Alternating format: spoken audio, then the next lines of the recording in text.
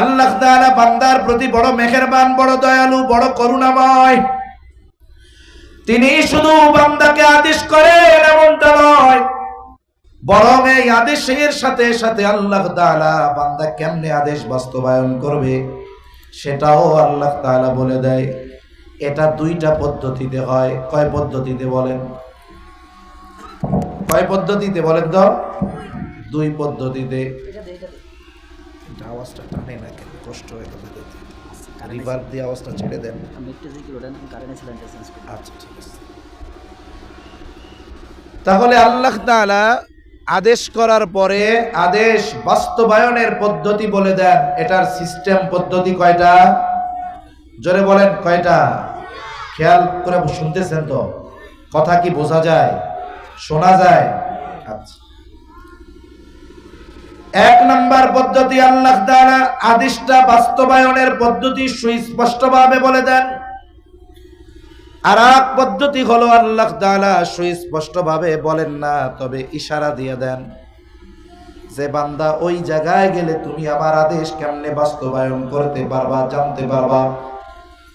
যেমন একটা পদ্ধতি যখন কথায় আসলো বলেই দেওয়া দরকার। বলে আদেশ করার পর আল্লাহ তাআলা আদেশ বাস্তবায়নের পদ্ধতি সুস্পষ্টভাবে নিজে বলেন না ঠিক, কিন্তু কোথায় গেলে এই আদেশ বাস্তবায়ন করা যাবে সেটা আল্লাহ জানায় দেয়।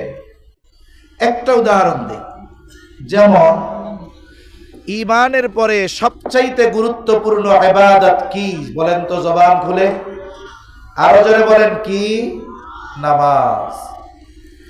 নামাজের আদেশ আল্লাহ তাআলা দিয়েছেন কোরআনে, কিন্তু সারা পৃথিবীর উলামায়ে কেরামকে যদি দায়িত্ব দেওয়া হয় যে নামাজের আদেশ কোরআনুল কারীমে আল্লাহ তাআলা দিয়েছেন, নবীর সুন্নাহ হাদিস বাদ দিয়ে শুধু কোরআনুল কারীম থেকে ফজরের 2 রাকাত সুন্নাত নামাজের পরিপূর্ণ পদ্ধতি শুধু কোরআন থেকে বের করে দেন, কিয়ামত পর্যন্ত যদি হায়াত পায় সুযোগ দেওয়া হয়, নবীর সুন্নাহ হাদিস বাদ দিয়ে শুধু কোরআন থেকে 2 রাকাত নামাজ পড়ার পদ্ধতি বের করা সম্ভব নয়।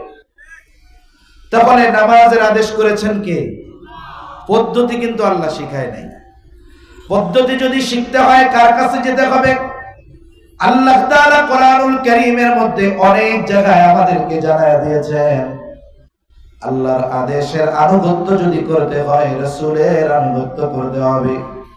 তার মানে এই আদেশের বাস্তবায়ন যদি শিখতে হয় নবীর দিকে যাইতে হবে।